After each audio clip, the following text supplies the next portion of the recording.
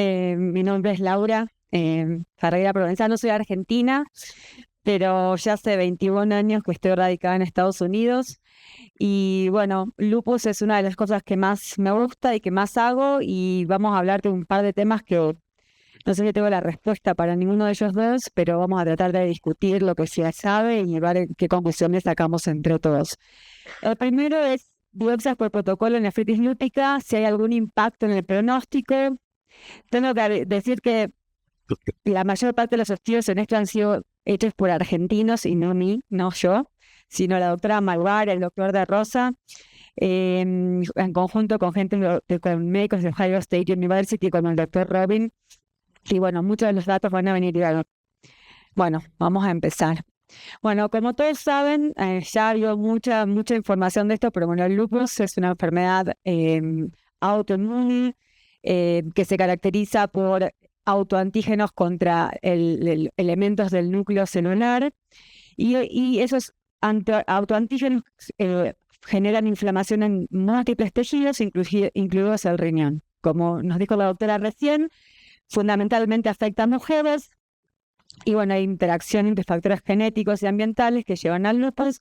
La nefritis lúpica es la manifestación grave más severa del lupus, afectando hasta un 60% de los pacientes. Les voy a contar un poco de pronóstico, porque el tema de la biopsia renal tiene que ver con si podemos hacer algo para mejorar el pronóstico, ¿no?, de la enfermedad. Entonces, el pronóstico de la enfermedad de la nefritis lúpica no es súper bueno. Con el tratamiento estándar, que estoy llamando tratamiento estándar a lo que era el tratamiento antes de la aprobación de drogas como la voclosporina y golimumab, o sea, básicamente el tratamiento con ciclofosfamida o micofenolato más esteroides, en la probabilidad de una remisión completa es menor si uno usa solamente esos medicamentos, menor al 40%. Y aún así, pacientes que alcanzan la remisión completa de la enfermedad tienen un altísimo riesgo de recurrencia de hasta un 66%. Con tratamiento, hasta un 30% de nuestros pacientes va a progresar a la insuficiencia renal terminal, y lo que es más importante es que tener nefritis lúpica aumenta la mortalidad enormemente, sobre todo si se llega a la enfermedad renal terminal. ¿Cuál es el objetivo del tratamiento? Nosotros lo que queremos hacer como nefrólogos es preservar la función renal, ¿no? O sea, no es ni proteinuria, ni biopsia, ni anticuerpos cargado de DNA. El objetivo de esos son tres marcadores. Nuestro objetivo es que el riñón dure. ¿Y por qué? Porque eso reduce la muerte y mortalidad del paciente. Nuevamente, lo que utilizamos para llegar a ese objetivo importa, porque si estas medicaciones que tenemos que utilizar son tóxicas, entonces hay que tener un balance entre alcanzar el objetivo del tratamiento y prevenir los efectos adversos del tratamiento. ¿Cuáles en las guías o lo que uno tiene en mente nuestro objetivo cuando iniciamos el tratamiento? ¿A qué llamamos remisión? Remisión completa, remisión parcial, está definida clásicamente por parámetros clínicos y fundamentalmente por proteinuria y tasa de filtración glomerular. Eso es lo que hasta ahora hemos hecho en otros casos. Todos los estudios usan estos parámetros como objetivo del tratamiento. Entonces, una remisión completa en general es una reducción de la proteinuria menos de 0.5 gramos por gramo o 0.5 gramos en 24 horas, con una preservación de la tasa de filtración glomerular dentro de hasta un 15% de la tasa basal. Una remisión parcial, como ven ahí, hay diferentes definiciones, pero generalmente es una reducción de hasta un 50% y por debajo del rango nefrótico, y con una preservación de la función renal dentro de un 25% de la función basal. Y si no llegamos a ninguno de estos objetivos o el paciente empeora, eso se considera falta de respuesta. Lo que es importante es que, ¿por qué tenemos el objetivo de la proteinuria como un objetivo fundamental en nuestro tratamiento? Porque es el mejor parámetro clínico que tenemos para predecir futuro del riñón. Si nosotros conseguimos que la proteinuria a los 12 meses de iniciar el tratamiento esté por debajo de 0.8, eso se asocia a una mejor sobrevida renal y por ende del paciente. Ahora, de vuelta, el objetivo es llegar a ese nivel de proteinuria, pero cuán rápido también importa.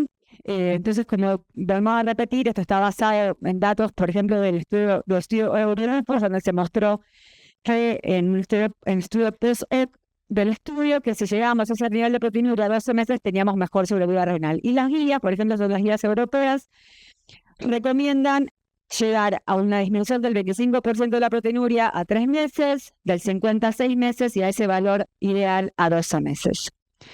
Ahora, ¿por qué los eso? Porque eso es lo que nosotros utilizamos normalmente como objetivo del tratamiento. Ahora, hay un problema con el enfoque proteinocéntrico, digamos, del objetivo del tratamiento.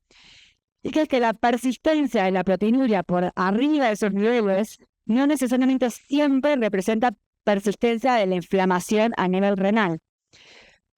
Hay otras causas, ¿no?, de proteinuria residual, la enfermedad crónica, o sea, lesiones crónicas, ya sea glomerulares o tubointersticiales.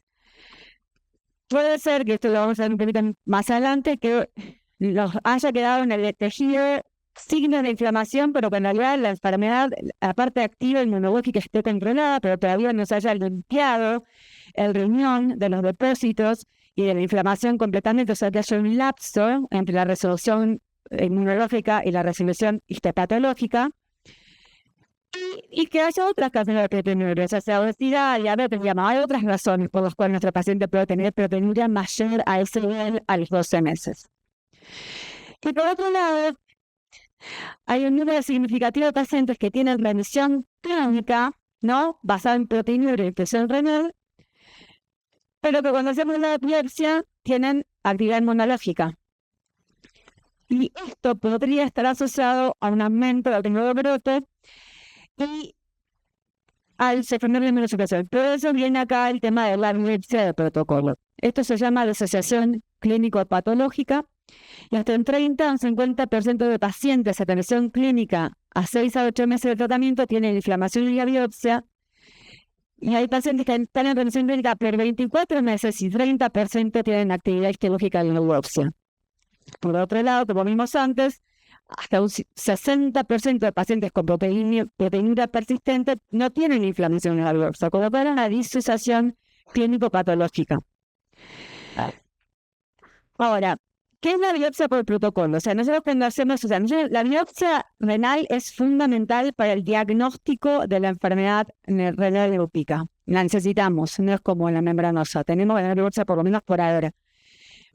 Ahora, repetir la biopsia renal para endocolómicos a veces tiene una indicación clínica clara. O sea, hay una biopsia repetida por indicación clínica. Por ejemplo, el paciente no está respondiendo al tratamiento y queremos ver si hay por lesión crónica, hay una lesión diferente, como por ejemplo una microangiopatía trombótica que no estamos tratando, o el paciente mejoró y ahora tiene un brote, pero hay cambio de clasificación.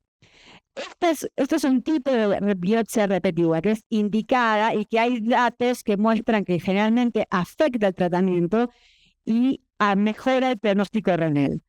Eso lo sabemos.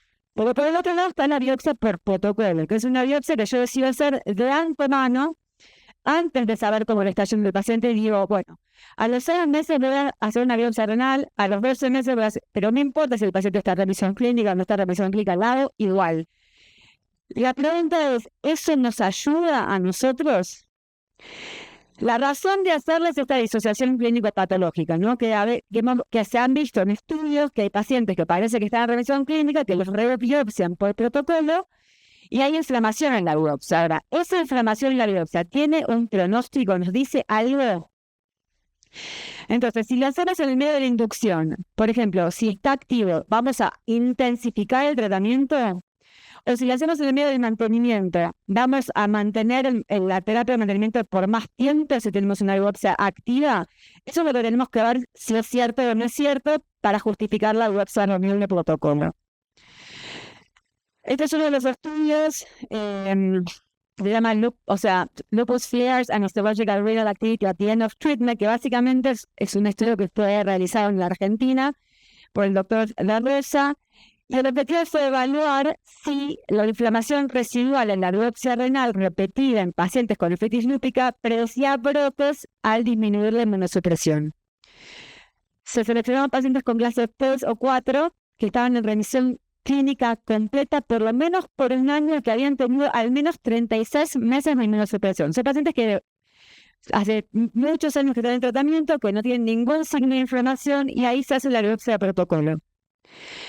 Se hace una segunda biopsia renal y se para el tratamiento, se baja. Y después se ve quiénes de esos pacientes tienen un brote dentro de los próximos 48 años, y se ve si los que tenían un brote tenían una diferencia histopatológica o no con los que no tuvieron un brote. El estudio no es muy grande, solamente incluyó 36 pacientes, o sea que no es que tenemos unos datos gigantes. Estas son las características clínicas histológicas en la cohorte total versus pacientes con brote y sin brote en la biopsia inicial. Solo para poner en manifestación, acá les marco el tema de la actividad. Esto se los quiero poner acá ahora porque después les voy a mostrar la nueva teoría que tenemos, pero básicamente estaban todos más o menos con una actividad inmunológica similar. En cuanto a los anticuerpos anti-D de la cadena de BNCA era similar en los grupos al momento de la biopsia inicial, y los que tuvieron brote y los que no tuvieron brote. Los complementos incluso estaban más altos en los pacientes que no tuvieron brote a la primera biopsia. El índice de actividad sí era un poco más alto al momento de la primera biopsia, los pacientes que eventualmente brotaron, pero no es estadísticamente significativo. Estos son los datos al momento de la segunda biopsia, o sea, ya pasaron por lo menos 36 meses, por lo menos 12 meses de remisión completa. Reducíamos a los pacientes y les paramos a toda la inmunosupresión. Ahora, los pacientes que brotaron, que son los que están en el grupo del medio, estos acá, tenían un índice de actividad de 3 en promedio versus 0 los pacientes que no brotaron. Y eso fue estadísticamente significativo. Y las lesiones fundamentales que se encontraron con una significación estadística fueron la proliferación endocapilar y los depósitos subendoteliales. O sea, había más de eso en los pacientes que eventualmente brotaron que los que no brotaron. Acá también veo la parte inmunológica, los pacientes que brotaron versus los que no brotaron. Es un poco difícil de ver ahí, pero básicamente, en resumen, los pacientes que eventualmente brotan tenían más probabilidad de tener un anticuerpo anti-cadena de PNA positivo, y tenían una tendencia a la disminución del complemento, mientras que los pacientes que no brotaron tenían una tendencia al aumento del complemento. Entonces, las conclusiones del estudio fue que de 36 pacientes que completaron el estudio, 11 tuvieron un brote, y de esos 11, 10 tenían un índice de actividad de la biopsia de protocolo más de 2, y todos aquellos que tenían un índice de actividad más de 3 tuvieron un brote. La lesión proactiva del brote más proactiva fue la proliferación endocapilar, y como les dije antes, había como una actividad inmunológica mayor en los pacientes que brotaron que los que no brotaron. Entonces, la conclusión es que la actividad histológica residual se asoció al brote, y que en el caso de este estudio, el índice de actividad histológica tuvo más valor pronóstico en cuanto al brote que los marcadores clínicos, que estos pacientes no tenían, se supone que estaban en remisión clínica. Pues en ese sentido, pareciera que por lo menos la biopsia de protocolo tendría un valor en por ahí predecir a quién dejarle o no dejarle la inmunosupresión o predecir el brote en pacientes que ya están en remisión continua.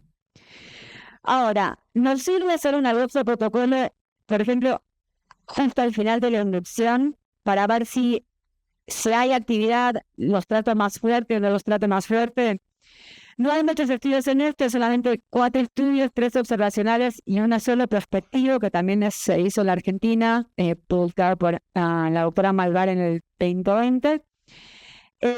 Incluyó pacientes con nefritis métrica proliferativa, se reduccionaron a los 6 meses, y si había lesiones activas se intensificó el tratamiento.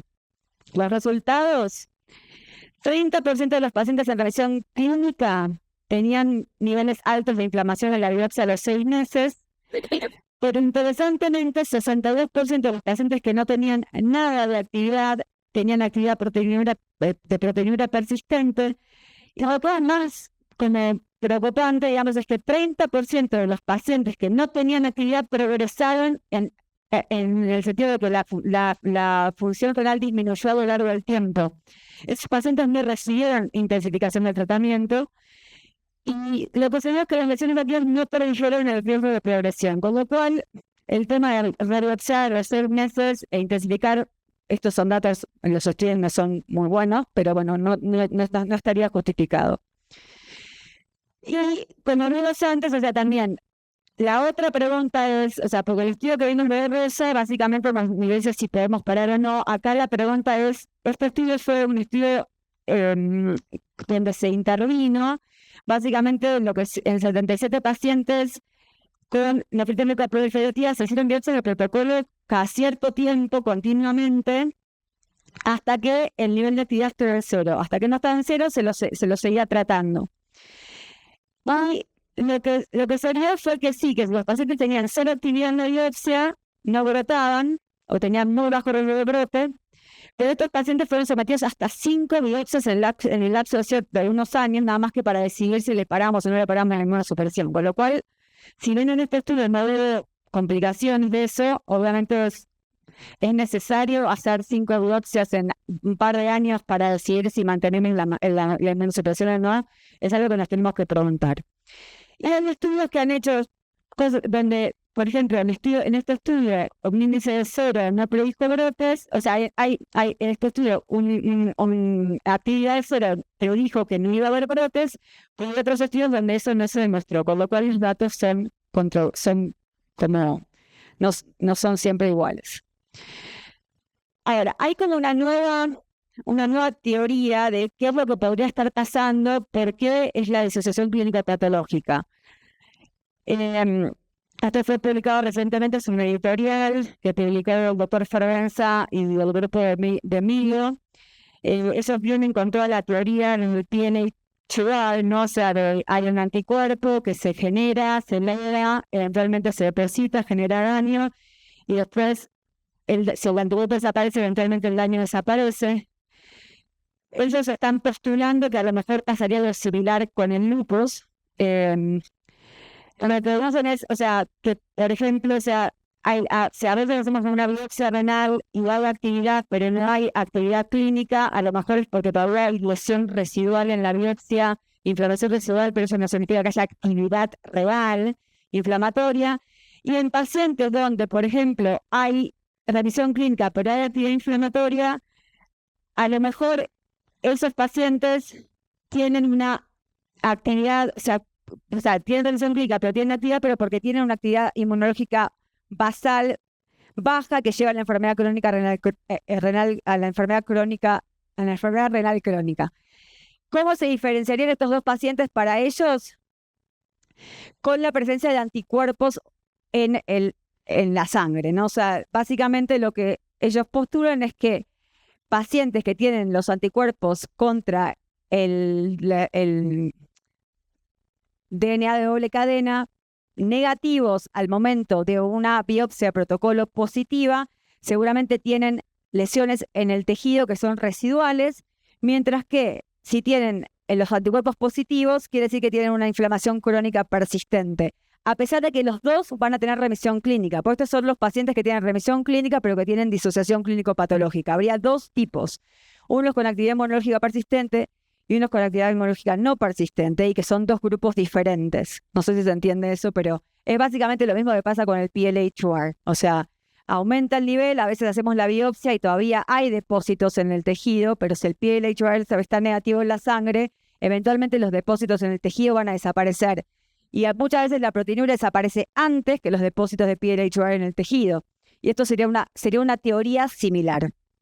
Lo que Fervenza dijo, no sé si alguien estuvo en su charla del SLAN, it takes time for the oven to cool down after it has been turned off. Como que todavía hay inflamación en el tejido a pesar de que se haya acabado la inflamación a nivel serológico.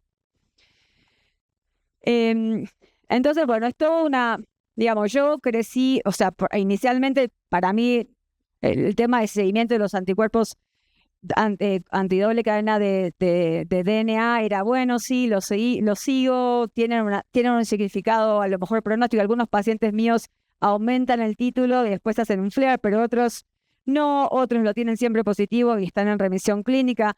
Como que no es muy claro el uso. Lo que este grupo postula es que posiblemente, o sea, que haya una discordancia entre la actividad serológica y histológica, como les mencioné antes, y que por ahí, si nosotros al momento que hay actividad en la biopsia no encontramos el anticuerpo en la sangre, a lo mejor es porque no lo pudimos detectar, porque los estudios para detectarlo a veces no son muy buenos y depende cuál estamos usando. Pero ellos le dan mucha importancia a este anticuerpo como un potencial marcador de actividad lúpica y algo que hay que tener en cuenta para guiar el tratamiento. Respecto a la biopsia renal, obviamente tiene un riesgo, por eso el tema de la biopsia protocolo hay que realmente tener en cuenta si tiene sentido o no tiene sentido hacerla, en qué pacientes, puede causar la muerte, con lo cual es rarísimo, es 1 en 1000 personas, pero si le hacemos 5 biopsias, ahí le aumentamos el riesgo, tiene sentido hacerlas, digamos, hay o no un sentido hacer la biopsia. Entonces,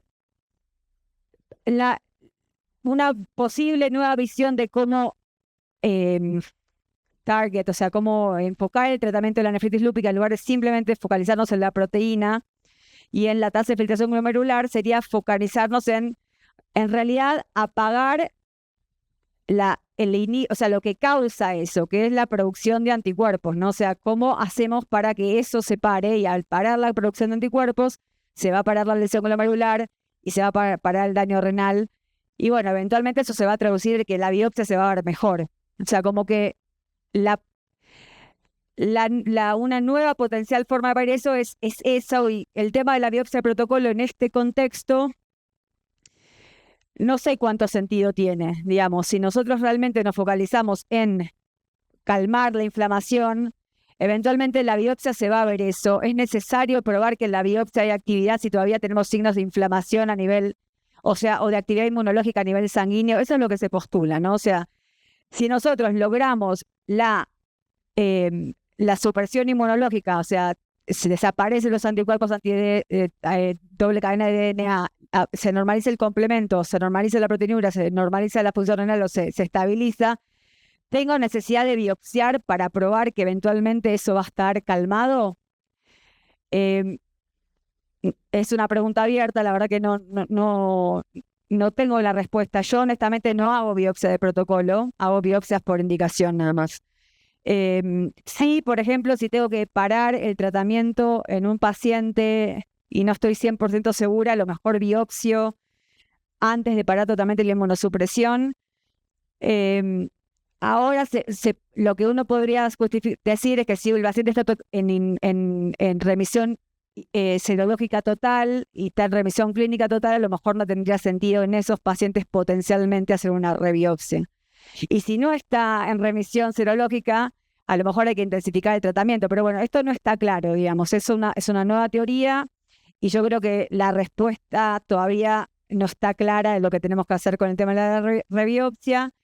Hay un estudio que ahora se está desarrollando que trata de responder esta pregunta del tema de la biopsia de protocolo a los 12 meses para ver si eso nos ayuda a guiar las decisiones clínicas. Pero bueno, yo creo que la biopsia renal de protocolo provee información, puede ayudar a decidir cuándo interrumpir la inmunosupresión en pacientes de remisión clínica y prevenir brotes. La pregunta es, ¿podemos hacer eso de una manera que no necesite rebiopsiar al paciente?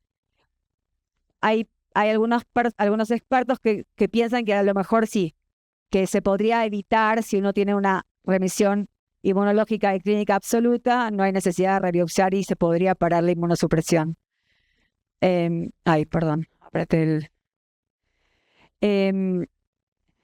puede ser que la persistencia de inflamación en las biopsias de protocolo no signifique una persistencia de la actividad inmunológica, sino que simplemente sea que hay un lapso entre la resolución de la actividad inmunológica y la clarificación, o sea, la sanación del tejido.